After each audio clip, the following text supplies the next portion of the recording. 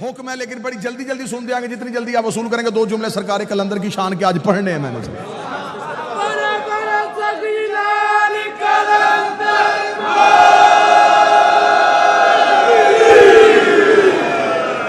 गलत तारफ करवाया तुमने किसी का कि ये अली के तो दीवाने थे, ये मलंग होते थे, फकीर होते थे, गलियों में फिरते थे।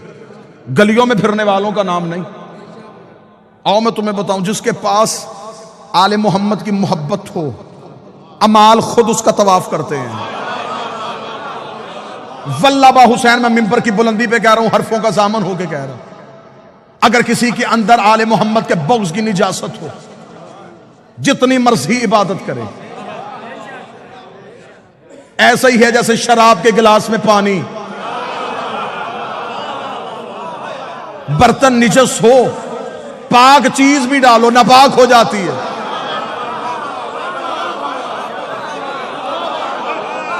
नाना आपको दलील अच्छी नहीं लगी तो फिर सर झुकाए ना आप। जिस बंदे को नहीं सुनने आज उसके लिए इतनी रायत कर सकता वो कानों में उंगलियां दे सकता है, लेकिन जितने आ गए हो बारगाह में अब तुम उठ नहीं सकते, क्योंकि फजाइल अली सूरह इसराफील होते हैं। ये जमीन तुराब हिलने ही नहीं देती, कदम जुम्बश नहीं खाते। बंदा फजाइल अली सुन के भागने की कोशिश करे, घर जाके इनकार कर तेरी मर्जी है, लेकिन जब तक जिक्र अली में बैठा है, बंदा हुसैन के घर में बैठ के हुसैन के बाबे के फजाइल का इनकार नहीं कर सकता।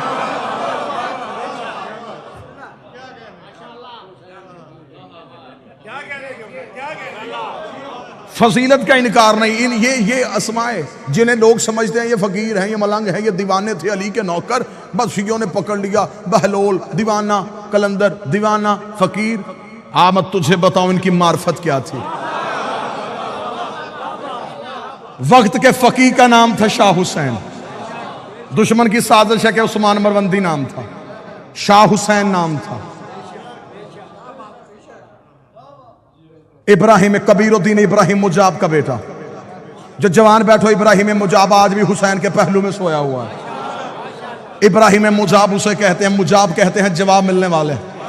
ये कब्र हुसैन पे जाता था, हुसैन की जर्री पे जाकर था, सलाम अलैका या बना रसूल अल्लाह, रसूल का बेटा तुझ पे सलाम हो। कब्र से हुसैन बोल के जवाब देते थे, अलैका सलाम या इब्राहिम। सिर्फ इब्राहिम नहीं सुनता था, जितने लोग हरम में नमाज पढ़ रहे होते थे सारे जवाब सुनते थे। अरब वालों ने इसका नाम रख दिया इब्राहिम मुजाब। ये वो इब्राहिम है जिसे हुसैन जवाब देता है। एक दिन सरकारी हजरत इब्राहिम मुजाब कब्र हुसैन पे बैठे हुए थे। हुसैन की कब्र पे जाके सलाम किया। सलाम करने के बाद बादशाह हुसैन को सजदा किया।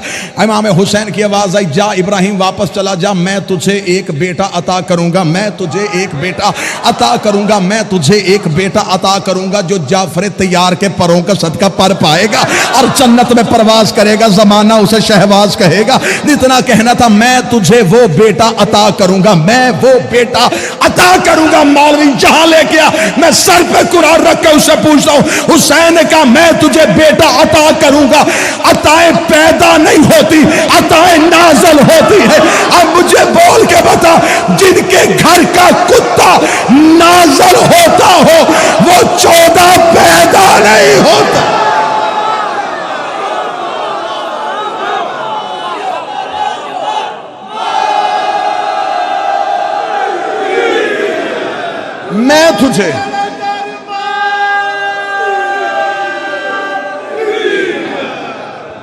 मैं तुझे बेटा अता करूंगा।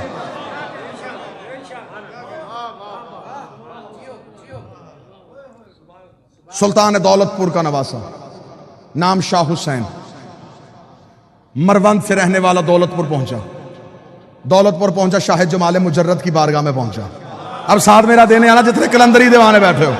शाह जमाल मुजर्रद की बारगाह में बैठा। 7 वक्त के 2 फकीर थे, जलालुद्दीन हैदर सुरखपोश, नकवी बुखारियों की जद, साद बाबा फरीद। शाह जमाल मुजर्रद की बारगाह में पहुंचा तो वहां तेल ककड़ा गर्म था। 12 साल से तेल तप रहा था। मन्नत वाले आते थे, अपनी मन्नत मानते लकड़ियां जला के चले जाते थे। तेल ककड़ा गर्म था। कलंदर आया, कलंदर ने अपने दोनों टांगे आग के नीचे की। शाह जमाल मुजर्रद ने कहा, टांगे बाहर निकाल, मैं तेरे ही इंतजार में बैठा था। कलंदर ने कहा है मुझे मुर्शद ने तेरी बारगाह में भेजा है। इतना कहना था, उसने कहा फकीरी लेने के लिए आया, तुझे तेल के कड़ाहों में जाना पड़ेगा।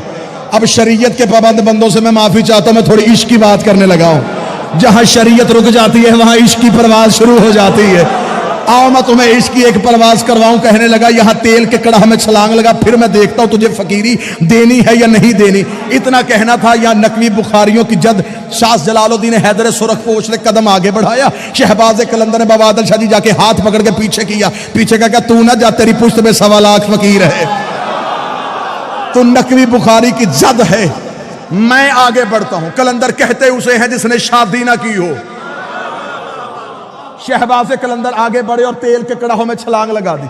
तेल के कड़ाहों में छलांग लगा दी। अब किताबों की रवायत है, कोई कहती 2.5 महीने, कोई कहती 1.5 साल। जिसने ज्यादा लिखा उसने कहा 13 साल तेल के कड़ाहों में गरम रहे और वहीं पे मगर रहे। आखिर शाह जमाल मुजर्रद ने कहा निकला, अब तू लाल हो गया है।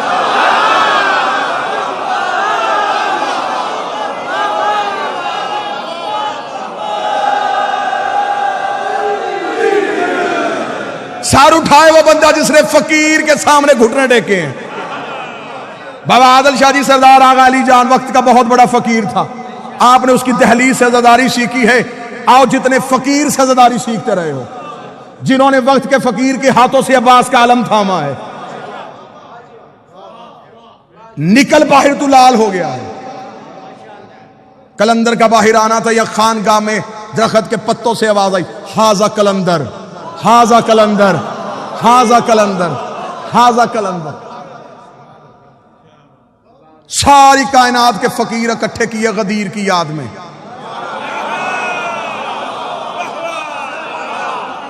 अब मेरा दिल कह रहा है कि जो यहां हो और यहां से जाना चाहते हो, तुम जाओगे जरूर। आओ अपने अकीदे के घोड़े को तेज करना और मार्फत की जीन डालो। आओ मुवद्दत की वादी में कहीं जाके गुम हो जाए। कायनात के फकीर इकट्ठे किए गए। कलंदर के सर पे फकीरी का ताज पहनाने का वक्त आ गया। कलंदर के सर पे फकीरी का ताज रखा। कलंदर के सर पे सारी कायनात के 1.25 लाख फकीर इकट्ठे थे। कलंदर के सर पे फकीरी आई। कलंदर के सर पे कलंदरी का ताज आया। कलंदर ने अपने बाजुओं को देखा। देखने के बाद तोला। तोलने के बाद कहा हुसैन ने तो कहा था कि पर दूंगा, हुसैन ने तो कहा था पर दूंगा। इतना कहने के बाद कलंदर ने परवाज की, पहली परवाज की। कलंदर ने पहली जस लगाई। 1.25 लाख फकीरों ने उड़ता हुआ शहबाज देखा। आवाज दे के लगा, जा कहा रहा, बता तो सही तू है कौन? फरमाया हैदरियम।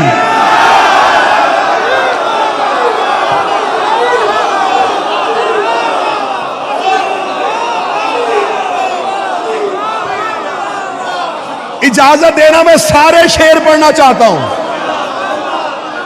जाफरी साहब वो पढ़ना चाहता हूं जो जमाने ने छुपाए हैं।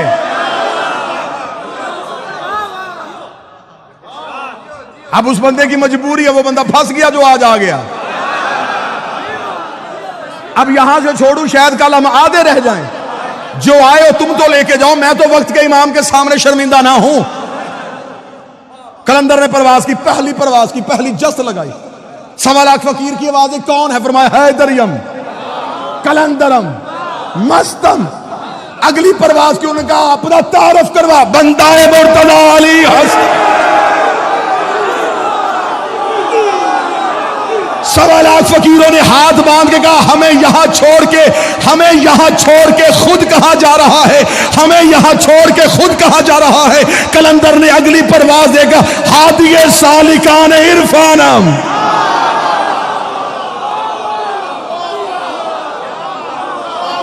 मैं इरफान की गली के रहने वालों का हादी हूं।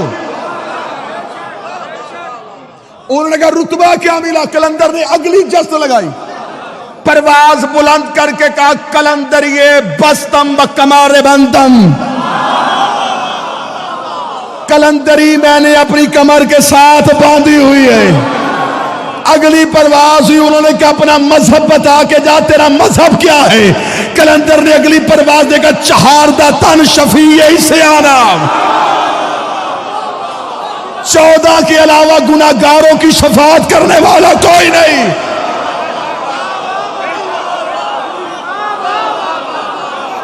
चहारदा तन शफी इस्यानम, 14 के अलावा गुनाहगारों की शफाअत करने वाला कोई नहीं। फकीरों की आवाज है, ये अकीदा किसने दिया? कलंदर ने कहा मोहरे शाह हस्त दीन ईमानम। ना ना ना ना, हाथ नहीं कशकोल होना चाहिए। कलंदर ने कहा ये अकीदा मेरी जाती इजाद नहीं, मेरे बादशाह ने मोहर लगाई, दीन भी यही है, ईमान भी यही है।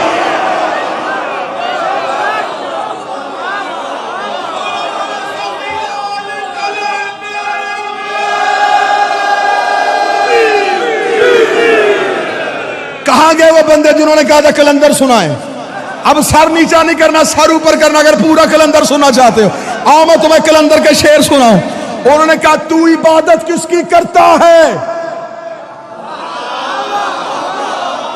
कलंदर ने अगली परवाज दे के कहा रोजो शब मन हमी ख्वानम, रोजो शब मन हमी ख्वानम, रोजो शब मन हमी ख्वानम। मैं दिन और रात एक ही बात करता हूं। उनका कौन सी? उसका बगैर चहारदा नामी दानम, मैं 14 के अलावा किसी को जानता ही नहीं।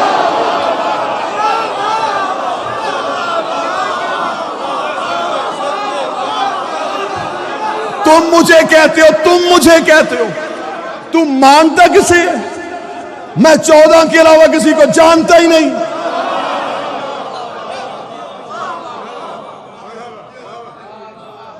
अगला शेर यहां रुका हुआ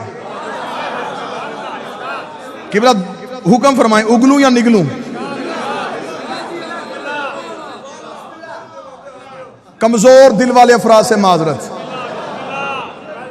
बाबा आदर शाह जी जितने सही बैठो, सईद अहकम साहब इजाजत दीजिएगा। मैंने साहब अगला शेर कलंदर का ना हो, अगला शेर कलंदर का ना हो। कलंदर मुझसे जुबान छीन ले, लहजा छीन ले, लफ्ज छीन ले, कल वाले दिन मजलिस पे आना सकूं, कलंदर मेरी जुबान गूंगी कर दे। इतनी बड़ी बद्दुआ कोई नहीं देता। अब इतनी बड़ी बद्दुआ अगर मैंने अपने आप को दी है, अगर तुम में से कोई शक करे, मैं बोल ना सकूं, वो सुन ना सके, आइंदा के बाद मौला फिर अगर उसका कान, उसकी बसारत अगर कुछ भी फज़ाइल अली का देख नहीं सकती, सुन नहीं सकती, फिर वो कुछ सुने ही ना। इतना कहना था या 1.25 लाख फकीरों की आवाज आई, कलंदर हमें इतना तो बता, इतना तो बता, तेरा अकीदा क्या है, तेरा अकीदा क्या है? कलंदर ने अगली परवाज दे के कहा मम बगैर अली ना दानिस्तम, मैं अली के बगैर किसी को नहीं जानता। अली अल्लाह अजल अवल गुफ्तम, मैं पहले दिन से एक ही बात जानता हूं, या अल्लाह है या अली है।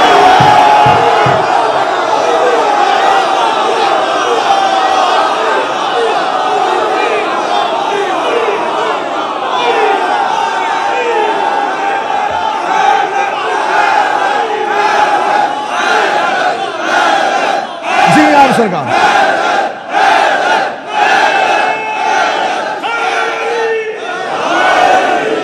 बस बस जो यहीं पे गुफ्तगू तमाम करते कलंदर ने परवाज़ें शुरू की। कलंदर ने कहा हैदरियम कलंदरम मस्तम बंदाए मुर्तदा अली हस्तम चहारदा तन शफीए इस्यानम मोहरे शाह हस्त दीन ईमानम बगैर चहारदा हस नामिदानम रोज़े अल्लाह अल्लाह अज अवल गुफ्तम। ये कह के कलंदर परवाज़ें बढ़ाता गया, बढ़ाता गया, बढ़ाता गया, बढ़ाता गया।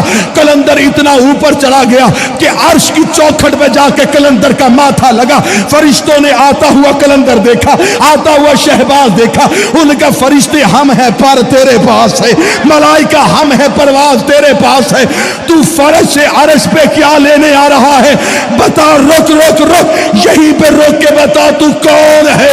कलंदर का पेशवाए तमाम रिंदानम। उन्होंने कहा जमीन पे देख। कलंदर को नजफ में अली की कब्र नजर आई। कलंदर का जिस्म कांपा, अपने परों को समेटा, जमीन पे गोता लगाया, अली की दहलीज पे मुंह के बल गिर के कर साग कुए शेर यज़्दा।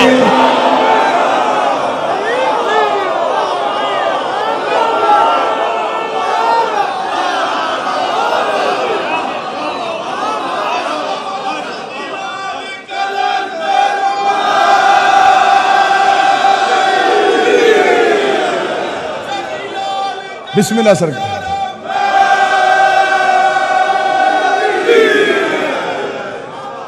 अर्श की चौखट से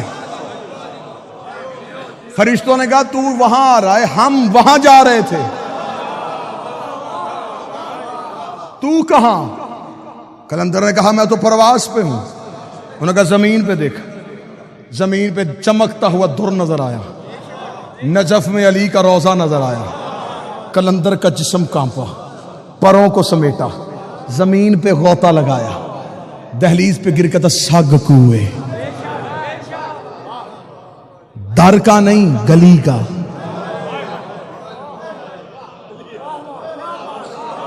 नौकर ने करीब बैठ के फकीर से पूछा था मुकाम जो इतना मिल गया था दरवाजे पे क्यों नहीं आया? उसने गुस्ताख ना बन, दरवाजे पे नबी बैठे थे।